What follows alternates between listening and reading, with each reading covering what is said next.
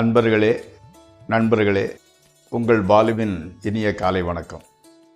இன்று 22/5/2024, அதாவது வைகாசி மாதம் 9ஆம் தேதி புதன்கிழமை, சதுர்த்தசி திதி. அதே மாதிரி சுவாதி நட்சத்திரம் காலையில் 7:46 வரை, அதற்கு மேல் விசாக நட்சத்திரம். ராகுகாலம் 12லேருந்து 1:30 வரை, யமகண்டம் காலையில் 7:30லேருந்து 9 வரை. நல்ல நேரம் காலையில் 9:30லேருந்து 10:30 வரை, சாயங்காலம் 4:30லேருந்து 5:30 வரை. அதே மாதிரி சந்திராஷ்டமம் மீன ராசிக்காரங்களுக்கு நடக்கப் போகிறது, நடந்து கொண்டு இருக்கிறது. கலர் பச்சை கலர், போடக்கூடாத கலர் சிவப்பு. சாப்பிட வேண்டியது ஸ்வீட்டு கேசரி, கரெக்டான அந்த குருவுக்கு கரெக்டானது ஸ்வீட்டு கேசரி பார்த்து, அல்லது கொண்டக்கடலை சம்மந்தப்பட்டது சாப்பிடலாம். இப்போது நம்ம மார்கழி மாதம் பிறந்தவங்களை பற்றி சில குறிப்புகளை பார்க்கலாம். மார்கழி மாதங்கிறது பெரும்பாலும் டிசம்பர் 15லேருந்து ஜனவரி 14-15 வரைக்கும், அதாவது சங்கராந்தி பொங்கல் தை மாதத்துக்கு முந்தினது அது கடைசி காலம் அந்த வருஷத்தில், இயரில். இப்போ 2024ன்னா அந்த வருஷம் கடைசி 15 நாள் அந்த மார்கழி மாதம்தான் நடந்துக்கிட்டு இருக்கோம். இப்போது அந்த மாதத்தில் பிறந்தவங்க நெற்றிப்பாகம் ரொம்ப உயர்ந்த நெற்றி உடையதாக இருக்கும். அதே மாதிரி புருவம் கொஞ்சம் வளைஞ்சி இருக்கும், நல்ல அமைப்பாக இருக்கும். இவங்க ஓரளவு ஹைட்டு. அதே மாதிரி கைகால்கள் கூட நீண்ட வளைந்த கைகால்களை உடையவர்களாக இருப்பார்கள். இவங்க எப்படின்னா சின்ன வயசில் கொஞ்சம் மெல்லிசாக தான் இருப்பாங்க, ஒல்லியான திரேகம்தான். வயது வளர வளர நல்ல தடித்த சரீரம், நல்ல பலமான சரீரமாக மாறிடும். அதே மாதிரி எப்படின்னா பேசுகிறது சிம்ம குரல்னு சொல்லுவாங்க இல்லையா, உரத்த குரல் தான் பேசுவாங்க. நடக்கும்போது ஒரு சைடாக சாஞ்சு நடக்கிற மாதிரி இருந்துக்கிட்டு இருக்கும், அந்த ஸ்ட்ரைட்டான நடை வராது, கொஞ்சம் சாய்ந்த நடை இருந்துக்கிட்டு இருக்கும். இவங்க எப்படின்னா சுயேட்சையான வெள்ளை உள்ளந்தான், அதாவது உள்ளே ஒன்று வச்சு புறம் பேசுகிறது, அல்லது பொறாமை, துரோகம், வஞ்சகம் அந்த மாதிரி மென்டாலிட்டி இதெல்லாம் கிடையாது. வெள்ளை உள்ளத்துக்கு சொந்தக்காரர்கள். தியரி என்னென்னா நல்ல உள்ளம், நல்ல மனசு உடையவங்களை கடவுள் நல்லா பார்த்துக்குவார், இதுதான் தியரி. இவங்களுக்கு அந்த கைகால் முறிவு, வண்டியிலேருந்து அடிக்கடி கீழே விழுந்து சிராச்சிக்கிறது, சின்ன சின்ன விபத்துக்கள் நடக்கிறதுக்கு வாய்ப்பு இருந்துக்கிட்டு இருக்குது. அப்போ நீங்கள் சிவபெருமானை வணங்கி வழிபட்டு வாருங்கள், இந்த மாதிரிப்பட்ட விபத்துக்கள் தவிர்க்கப்படும். இப்போது ராசி பலன் நிகழ்ச்சிக்குள் செல்வோம். இந்த ராசி பலன் நிகழ்ச்சி உங்களுக்கு பயனுடையதாக இருந்தால் சப்ஸ்கிரைப் செய்யவும், நண்பர்களுடன் பகிர்ந்து கொள்ளவும்.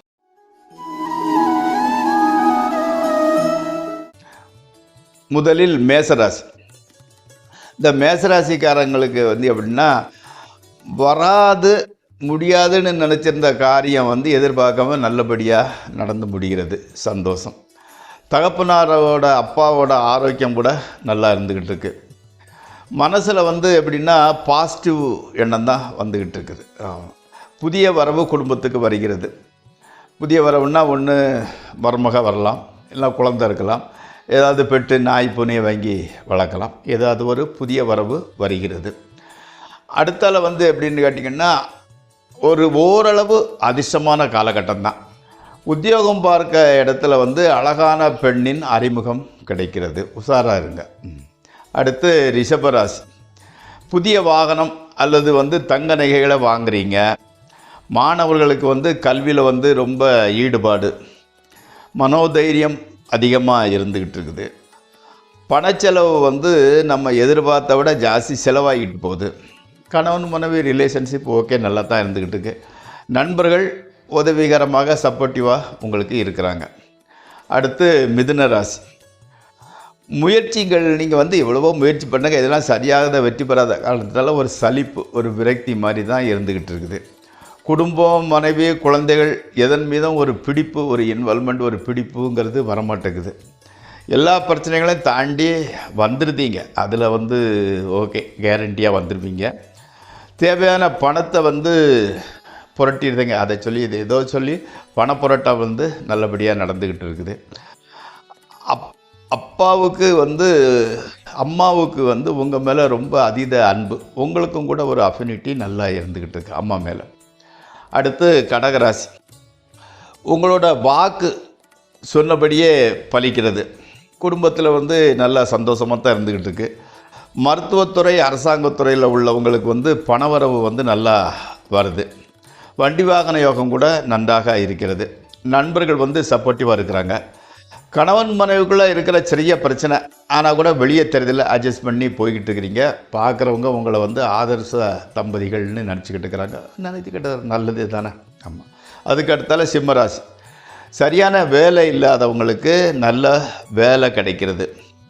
பர்டிகுலராக வந்து மெடிசன் லைனில், அதாவது ஹையர் எஜுகேஷனுக்கு நீட்டு கட்டி எழுதிட்டு எதிர்பார்த்துக்கிட்டு இருக்கிறவங்களுக்கு, அந்த மாதிரிப்பட்டவங்களுக்கு நல்ல வாய்ப்புகள் வருகிறது. நல்ல செய்தி கிடைக்கப் போகிறது. அதே மாதிரி வந்து கவர்மெண்ட் துறையில் போகணுங்கிறவங்க கவர்மெண்ட் எக்ஸாம் எழுதிக்கிட்டே இருங்க. உங்களுக்கும் நல்ல வாய்ப்பு, இந்த ராசியில் உள்ளவங்களுக்கு, சிம்ம ராசிக்காரங்களுக்கு நல்ல வாய்ப்பு வருகிறது. அதே மாதிரி வந்து உத்தியோகம் இருக்கிறவங்களுக்கு பண புரட்டுதல்லாம் நல்லபடியாக இருக்குது. தேவையான அளவு அதிக பணமே ரொட்டேஷன் ஆகுது. அடுத்து கன்னியாராசி. கோயிலுக்கு வந்து தொலைதூரத்தில் உள்ள கோயிலுக்கு போயிட்டு வர்றதுக்கு கொஞ்சம் அதிக செலவாகுது. அதாவது வந்து எப்படின்னா, குடும்பத்தை தவிர வேறொரு நபரையும் கூட்டிகிட்டு போகிறீங்க. அதனால் உங்களுக்கு செலவுகள் வந்து ஜாஸ்தி வந்திருக்கு. உத்தியோகத்தில் உள்ளவங்களுக்கு கொஞ்சம் டென்ஷன் ஆகிக்கிட்டு இருக்குது. ஹஸ்பண்ட் அண்ட் ஒய்ஃபு ரிலேஷன்ஷிப் ஓரளவு பரவாயில்லை. சுற்றத்தினாரோட தான், சொந்தக்காரங்களோட தான் சின்ன பிரச்சனை இருந்துக்கிட்டு இருக்குது. அதை வெளியே யார்ட்டையும் சொல்கிறதில்ல. அடுத்து துளாராசி. புதிய தொழில் முயற்சியில் ஓரளவு வெற்றி கிடைக்கிறது. உதவி செய்வார்கள் என்று எதிர்பார்த்த நண்பர்கள் வந்து கைவிட்டுட்டாங்க. எந்த விதமான உதவியும் கிடைக்கல. எதிர்பார்த்த விட ஜாஸ்தி செலவு ஜாஸ்தியாகிட்டு இருக்குது. மகன் அல்லது வந்து மகள், உங்களோட குழந்தைக்கு வந்து அடிக்கடி அலைய வேண்டிய சூழ்நிலை வரைஞ்சிக்கிட்டு ஓரளவு அலைச்சல் கொடுக்க, அது கொஞ்சம் மனசுக்கு கஷ்டமாக இருந்துக்கிட்டு இருக்குது. மாணவர்களுக்கு ஓரளவு நல்ல டைம் தான், ஒன்றும் பிரச்சனை கிடையாது. அடுத்து விருச்சிக ராசி. அரசாங்க உத்தியோகத்தில் உள்ளவங்களுக்கு அரசாங்க உத்தியோகம் பார்க்கக்கூடிய பெண் வந்து இந்த இதில் உள்ள ஆண்களுக்கு மனைவியாக வரப்போகிறாங்க. மாணவர்களுக்கு மாத்திரம் படிப்பில் கொஞ்சம் இன்ட்ரெஸ்ட்டு கம்மியாகிட்டு இருக்குது. ஹஸ்பண்ட் அண்ட் ஒய்ஃப் ரிலேஷன்ஷிப் நல்லா இருந்துக்கிட்டு இருக்கு. அப்பாவோட கைடன்ஸ் வந்து உங்களுக்கு நல்ல வாய்ப்பை வடிவமைத்து கொடுக்கிறது. நல்ல வாய்ப்பு வரப்போகுது. அதுக்கு காரணம் வந்து உங்கள் அப்பாவோட கைடன்ஸ், மறந்துடுறாங்க. அடுத்து தனுசு ராசி. இது வரைக்கும் பெற்று வைத்திருந்த நல்ல பேருக்கு பங்கம் வைக்கிறது மாதிரி ஒரு சூழ்நிலை வரப்போகுது. உஷாராக நடந்துக்கிடுங்க. அனாவசியமான விஷயத்தில் தலையிட்டுக்கிடாதாங்க. தகப்பனாருடன் சிறு கருத்து வேறுபாடு. உத்தியோகம் மாற்றத்திற்கான அறிகுறி தெரிகிறது. கணவன் மனைவி ரிலேஷன்ஷிப் ஓரளவு நல்லா இருக்குது. பணப்பழக்கம் கூட தேவையான அளவு பணம் ரொட்டேஷன் ஆகுது. ஒரு பிரச்சனையும் கிடையாது. ஓரளவு நல்ல பீரியடு தான். அடுத்து மகர ராசி. பிரச்சனையிலேருந்து அந்த பூர்வீகத்தை ஒன்று இடங்கினது, அது பிரச்சனைலேருந்து அதிலேருந்து மீண்டும் உங்கள் கைக்கு வந்துடுச்சு. புதிய வியாபாரம் ஆரம்பிக்கலாம்ங்கிற எண்ணம் கூட நிறைவேறி போகிறது. நிதானமாக பட் ஸ்டடியான முன்னேற்றம். உங்களுக்கு நிதானமாக தான் முன்னேறிடுவாங்க, பட் ஸ்டடியாக இருந்துக்கிட்டு இருக்கு. உத்தியோகம் கூட நல்லபடியாக சென்று கொண்டு இருக்கிறது. குழந்தை இல்லாதவங்களுக்கு குழந்தை பாக்கியத்துக்கு உண்டான நாள் இது. அடுத்து கும்பராசி. மனைவியின் புத்திமதியை கேட்டு நடப்பது உங்களுக்கு நன்மையை கொடுக்கிறது. புதிய ப்ராப்பர்ட்டி மனைவி பேரில் வாங்க போகிறீங்க. எதையும் எதிர்கொள்ளும் மனப்பக்குவம் உங்களுக்கு வந்துடுச்சு. ஆமாம். கடன் கொஞ்சம் கொஞ்சமாக ஜாஸ்தி ஆகிட்டு போகுது. பட் ஒன்றும் பிரச்சனை இல்லை. கடன் எவ்வளோக்களோ வருதோ அதுக்கு தகுந்த மாதிரி சனி பகவான் சரி பண்ணி விட்டுருவார். கவலையை விடுங்கள். அடுத்து மீனராசி. சிறிய பிரயாணம் ஏற்படுகிறது.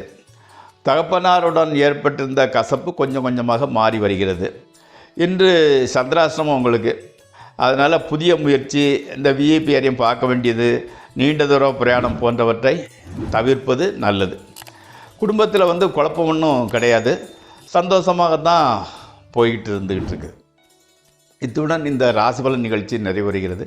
நாளை மீண்டும் சந்திப்போம்.